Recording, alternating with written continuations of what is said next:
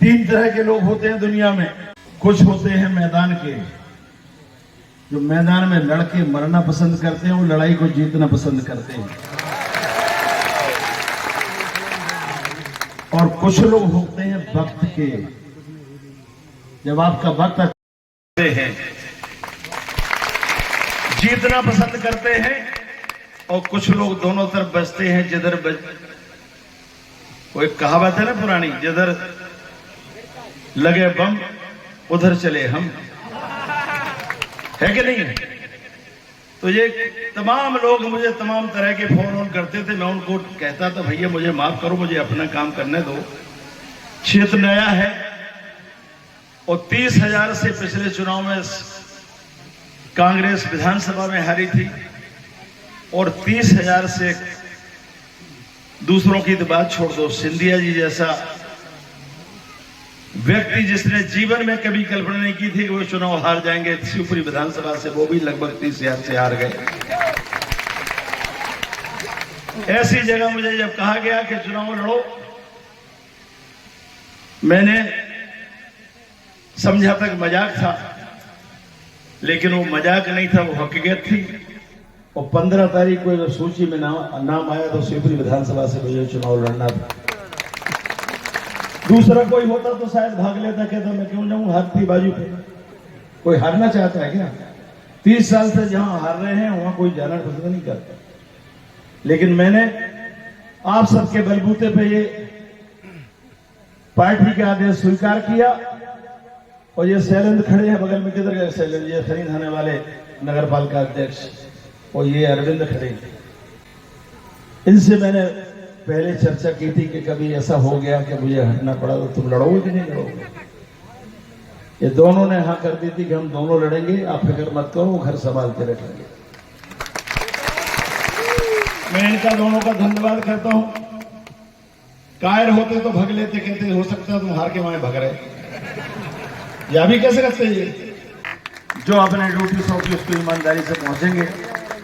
समय परिस्थितियों ऐसा निर्णय हुआ, शैलेंद्र ने आदेश भी स्वीकार किया और फिर वो परिवर्तन किया, वो भी स्वीकार किया। आज मेरा सौभाग्य कि दोनों एक इस बाजू खड़ा है, एक इस बाजू खड़ा है।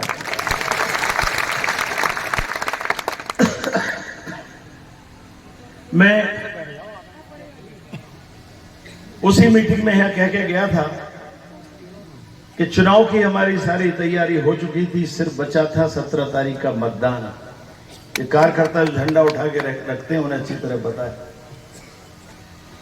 बीच में डराना, धमकाना, कई तरह के लोभ लालच, मैं सावधान करके गया था कि ये परिस्थितियां भी आपके सामने पैदा होंगी। कई हमारे कमजोर गरीब साथी हैं, उनके साथ जो मैं शंका करता था वो सब हुआ। कई लोग ऐसे भी थे जो किसी न किसी दबाव के कारण में होते हैं, और कुछ लोग चुपचाप हमारे साथ मतदान भी करते हैं। और चुनाव तो लड़ने वाला भी जिताता है और वोट डालने वाला भी जिताता है। वोट डालने वाला अगर हमारा साथ छोड़ दे तो मैदान वाले चुनाव जिता पाएंगे? मैं ईश्वर को मानता हूं और उस भरोसा रखता हूं कि हमारा व्यक्ति जो मुझसे संबंध रखता है वो कोई नहीं जाएगा।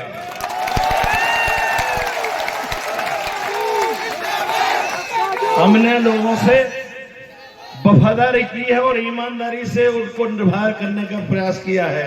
हमने किसी से गद्दारी नहीं करी, तो लोग हमारे साथ गद्दारी भी नहीं कर पाएंगे। परिणाम वही आएगा जो आम मतदाता चाहेगा। हम लोग तो माध्यम बन जाते हैं और हमें ऐसा लगता है कि हम जीत जाते हैं, तो ऐसा लगता है हम बहुत बड़े नेता हैं। और कई लोग हार हार के भी नेता बन जाते हैं। बनते कि नहीं बनते? एक बार हारे, 2 बार हार गए, 3 बार आए, 4 बार आए, लेकिन नेता है।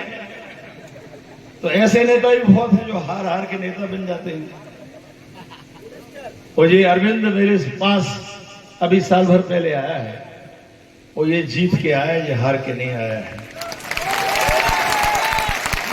और इसका भाग्य भी अच्छा है कि भले ही इसने पहली बार चुनाव लड़ा, लेकिन 1 साल के अंदर इसकी पत्नी अध्यक्ष बन गई और भाई साहब बिना आए जाए टिकट पा गए। और नहीं तो हमारी पार्टी में टिकट ही मांगने में लोगों को लाले पड़ जाते, चप्पलें घिस जाती हैं और पता नहीं क्या क्या घिस जाता है। तो इसलिए आप सब मानो कि ये बहुत भाग्यशाली है। अगर भाग्यशाली नहीं होता तो घर बैठे न टिकट मिलता और न मेरे पास आता। तो कहीं ना कहीं कुछ कुदरत कराना चाहती है, ईश्वर कराना चाहता है इसके माध्यम से। और 1 साल में जितना मैंने इसको परखा है, बेईमान नहीं है, बदमाश नहीं है, चोर नहीं है, वो शक्कर नहीं है,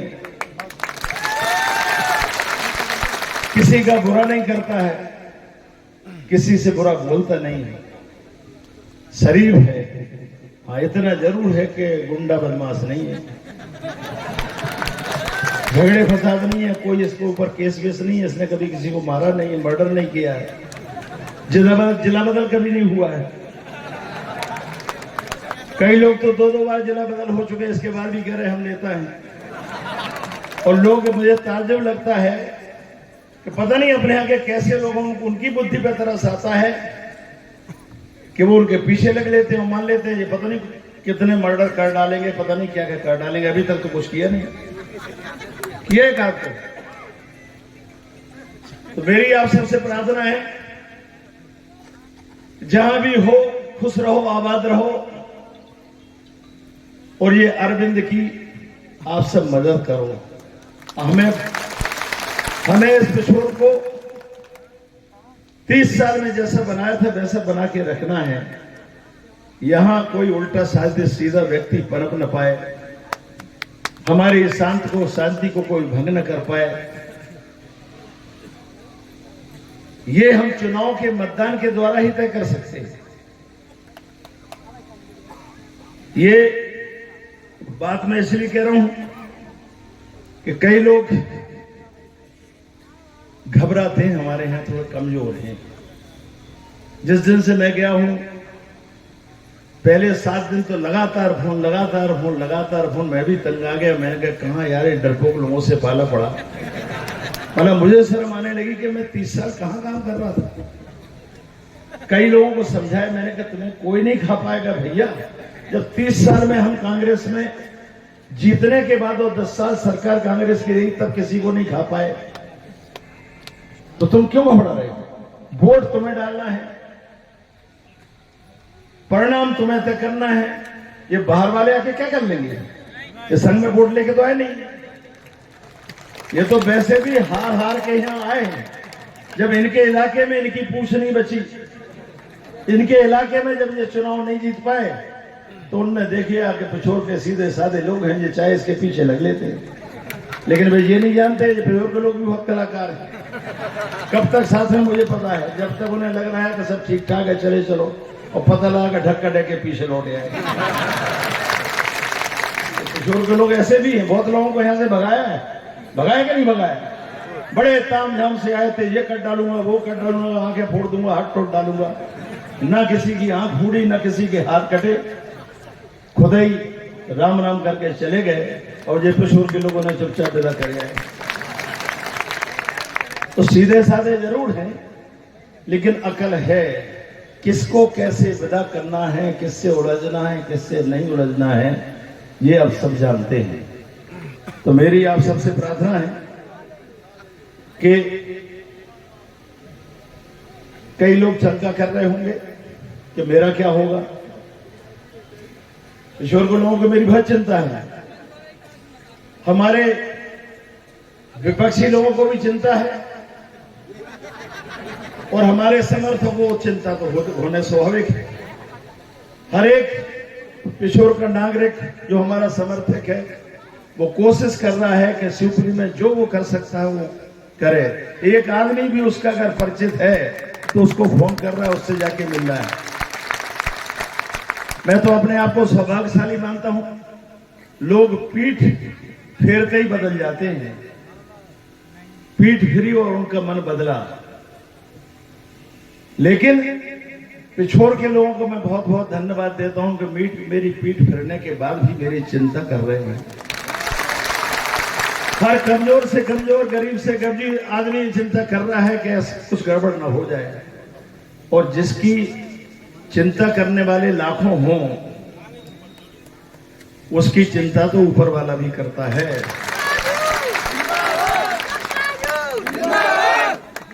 आप लोगों की चिंता, आपका स्नेह मुझे शिवपुरी में संबल प्रदान कर रहा है, और आप विश्वास मानो कि शिवपुरी का वो जो 30 साल का कांग्रेस का इतिहास है वो इस चुनाव में बदलेगा।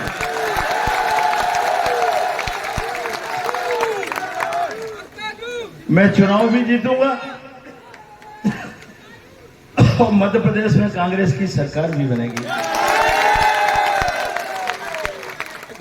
मध्य प्रदेश में कांग्रेस की सरकार तो 2018 में बन गई थी और इसी प्रदेश की जनता ने बनाया था, लेकिन कुछ हमारे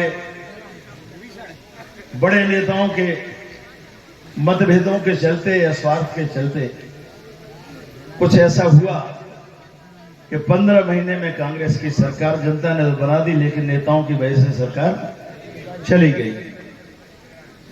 2018 में जो फैसला हुआ था, मध्य प्रदेश की जनता वही फैसला फिर करना चाहती है। ये तय मान लेना। तमाम मीडिया के जो लोग नए लगे जुड़े हुए हैं वो जानते हैं सर्वे रिपोर्टें कांग्रेस के पक्ष में है। मध्य प्रदेश में कांग्रेस की सरकार बनेगी तो उसमें पिछोर का हित भी होगा, ये तय मान लो। इसलिए पिछोर में कांग्रेस की साख जो पुरानी है उसको बरकरार रखना है। और मैं आप सबको सावधान करना चाहता हूं। आप देखते होंगे चौराहे पे छत्रसाल जी की मूर्ति लगी हुई है। क्यों लगी हुई है? लक्ष्मीबाई, रानी लक्ष्मीबाई की मूर्ति लगी है डाक बंगले के सामने, सबने देखी होगी आप। ये क्यों लगी है? अंबेडकर जी की गांव-गांव में मूर्तियां स्थापित हो रही हैं, तो ये क्यों लगी? ये इसलिए लगी है कि इनने देश के लिए कुछ किया है, कौम के लिए कुछ किया है। उसी समय में तमाम अंग्रेजों के गुलाम, मुगलों के गुलाम, अगर जिनने इतिहास पढ़ा उनसे कह रहा हूं, जिनने पढ़ा नहीं उनसे नहीं कह रहा हूं। मुगल काल, ये देश 700 साल गुलाम रहा है। 700 साल मतलब 7 पीढ़ियां हमारी गुलामी में जी हैं। 500 साल मुगल काल रहा और 200 साल अंग्रेजों काल रहा।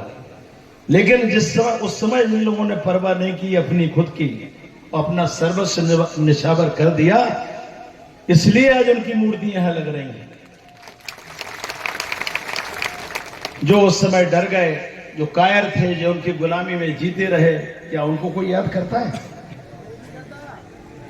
तमाम बड़े बड़े लोग जिनको राजा महाराजा निजाम कहा जाता था, उन्होंने भी गुलाम स्वीकार कर ली। लेकिन आज किसको याद किया जाता है? चंद्रशेखर को याद किया जाता है, भगत सिंह को याद किया जाता है, लक्ष्मीबाई को याद किया जाता है, अम्बेडकर को याद किया जाता है। क्यों किया जाता है? कि उनने अपनी परवाह नहीं करी, समाज को कुछ न कुछ और देश को देने का प्रयास किया। मैं आप सबसे चाहता हूं कि अपने अपने घर में आप लौट के जाओगे, लोगों से चर्चा करोगे, आप उनसे एक ही बात पूछना कि आप क्षेत्र को परदेशियों के हाथ में देना चाहते हो कि अपने लोगों के? मैं आपसे नहीं पूछ रहा हूं, आप तो आए इसलिए हो, लेकिन जो देना चाहते हो उनसे पूछना कि किसी के गुलाम बनाना चाहते हो, बाहरी लोगों को है पनपाना चाहते हो, या अपने लोगों के यहाँ राजनीति करने का अवसर देना चाहते हो? ये पूछना जरूर। इसके पहले जब मैं नहीं था, उसके पहले किशोर में क्या होता था? कितने लोग यहाँ आते थे? आज मोदी जी को छोड़ के मेरी समझ से प्रदेश और देश के जितने बड़े नाम हैं सब यहाँ आ चुके हैं, केवल मोदी जी बचे हैं बस। आज के जमाने में तो मोदी जी देश के प्रधानमंत्री, मोदी जी भी आए हैं। कुल मिला के मेरे कहने का मतलब यह है कि पहले आपको याद होगा वेंकैया नायडू भारतीय जनता पार्टी के अध्यक्ष से वो भी आए थे। ऐसा कोई नेता नहीं बचा है बड़ा जो पिछोर में ना आया हो, और भाजपा ने तो यहाँ हिमालय तक को भी नहीं भिजवा दिया। इसके बाद भी चुनाव नहीं जीत पाए। अब उनके पास मोदी जी के अलावा कोई बचा नहीं है। हो सकता है एक आध 2 दिन बाद कहीं मोदी जी ना आ जाए, लेकिन मोदी जी से डरने की जरूरत नहीं है। इसलिए डरने की जरूरत नहीं है कि दुनिया में जो हुआ हो सो हुआ हो। पिछोर में तो पिछले लोकसभा चुनाव में भी शान से कांग्रेस को जिताया है। मोदी जी की लहर सब जगह काम करी, लेकिन पिछोर में न मोदी जी की लहर चली, न शिवराज सिंह जी की लहरी आज तक। इसलिए आज पिछोर को पूरे देश में जाना जाता है। मोदी जी भी जानते हैं, अमित शाह तो हैं, आ चुके हैं। हमारे कांग्रेस के नेता सोनिया गांधी भी जानती हैं, राहुल गांधी भी जानते हैं, प्रियंका गांधी भी जानते हैं। ये मैंने कुछ नहीं किया है, मेरा इसमें कोई रोल नहीं है। सारा करिश्मा आपने जो लगातार कांग्रेस को यहाँ से बताया है, इसलिए आपको सारा देश जानता है कि पिछोर कोई जगह है। चाहे उत्तर प्रदेश में चले जाओ, देश के किसी कोने में चले जाओ, पिछोर का नाम शान से लिया जाता है। मैंने कोई ऐसा काम नहीं किया जिससे आपको कहीं सर झुकाना पड़े। तो पिछोर के मान सम्मान का सवाल है, और पिछोर का मान सम्मान काहे में है, ये आपको आज सोचने की आवश्यकता है। यहां से जाइए, ठीक से सोचिए और उनको समझाइए जो हमारे बीच आज नहीं है। कई लोग कह रहे थे साहब वोट डर रहे हैं, वोट डर रहे हैं। अगर डर रहे हैं तो इतने कहां से आ गए? भाई डर रहे हैं तो इतने कहां से आ गए? डरने की जरूरत नहीं है। वो एक शोले फिल्म का डायलॉग है कि डर गया सो समझो मर गया। तो मरने से अच्छा है लड़ो। कोई किसी का कुछ नहीं बिगाड़ पाएगा, मेरी जवाबदारी है। और मैं आपको आश्वस्त करता हूं, 17 दिसंबर की वोटिंग के बाद 14 को आऊंगा अभी खनियाहान, और 17 दिसंबर की वोटिंग के बाद मैं यहीं रहूंगा। मुझे कोई भगा नहीं सकता है। पहले से ज्यादा ध्यान रखूंगा, पहले से ज्यादा जो शरीर में ताकत है उसको लगाने का प्रयास करूंगा, आपके बीच रहूंगा। आप चिंता मत करना। वैसे भी जिंदगी जिंदा दिली का नाम है, मुर्दा दिल क्या खाक दिया करते हैं। ऐसे तो रोजाना मरते हैं और पैदा होते जाते हैं। तो रोज मरने से अच्छा है एक दिन मरो। क्यों घुट घुट के मरो? ये मेरी प्रार्थना। मुझे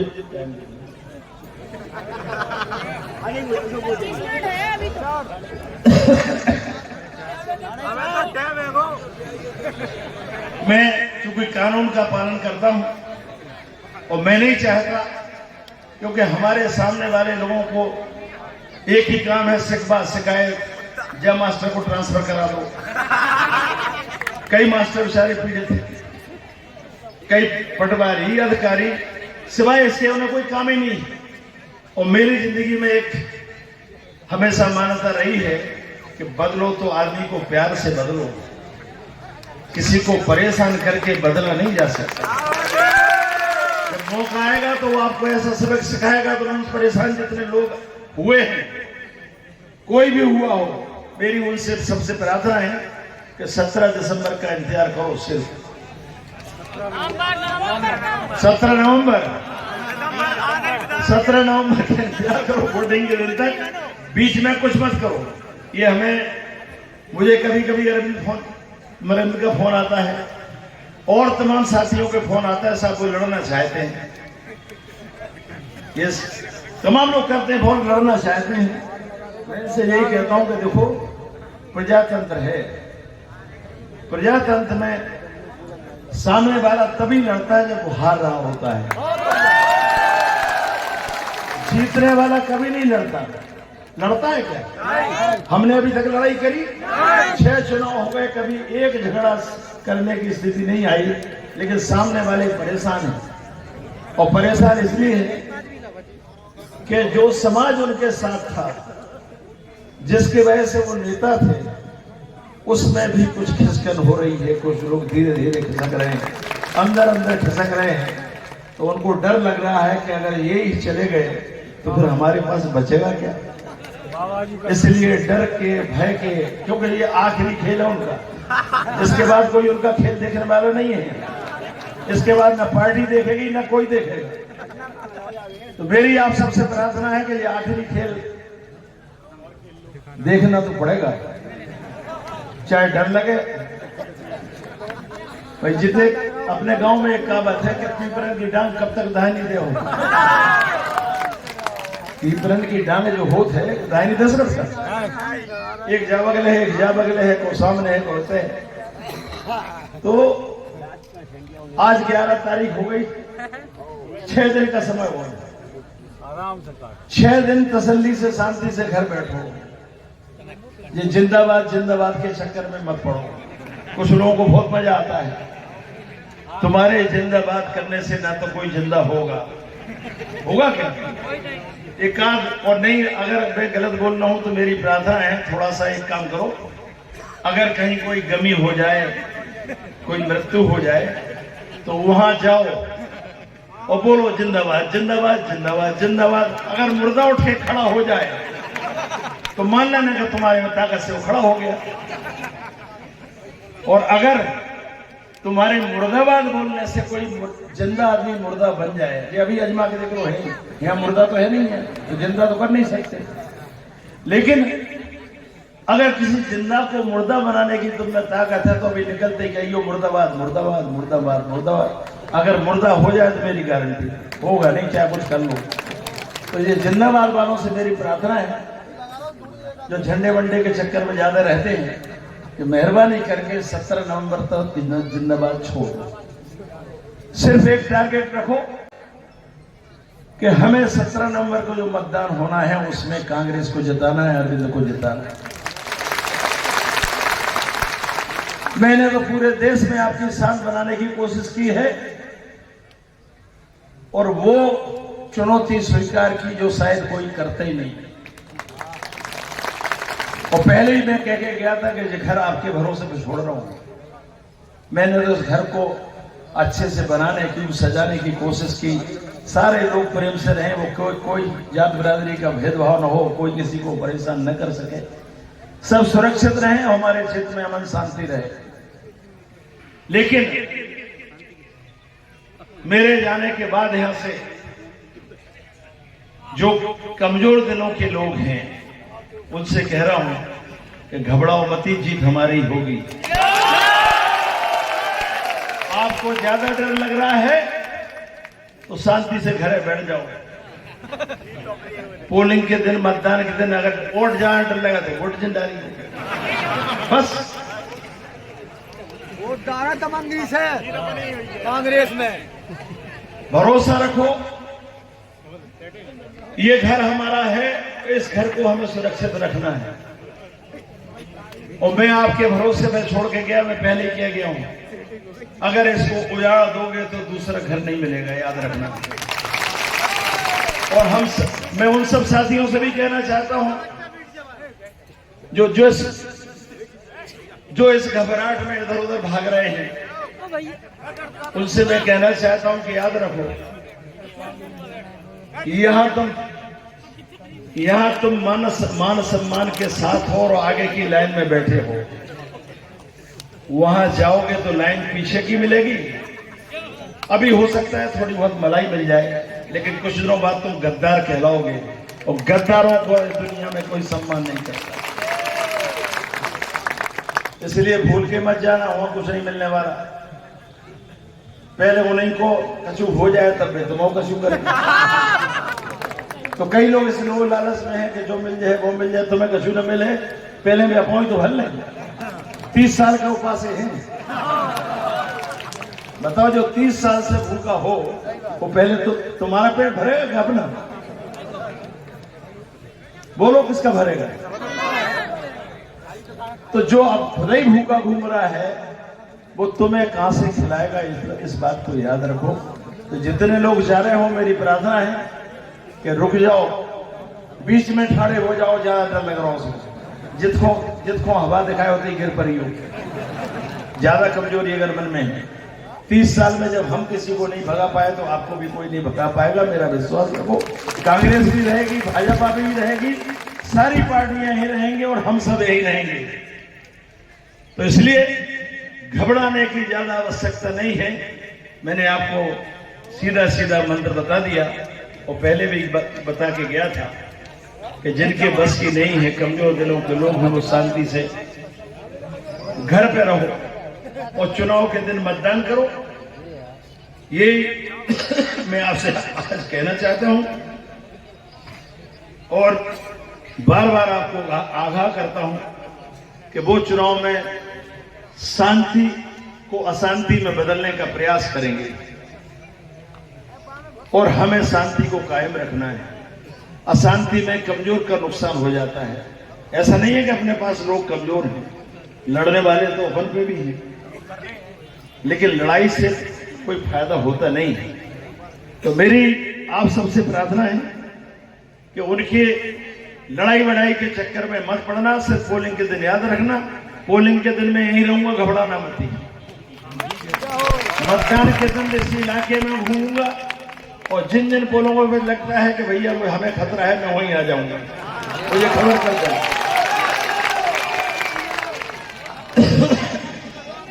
तो मैं उम्मीद करता हूं कि आप अपने सब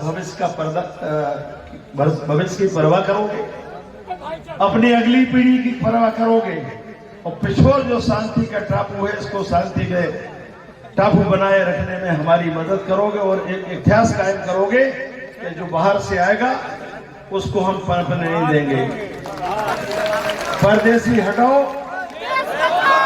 याद है कि नहीं है? ये नारा याद रख के जाना कि परदेसी भगाओ और क्षेत्र बचाओ, परदेसी भगाओ क्षेत्र भगाओ। आप सबका बहुत बहुत धन्यवाद।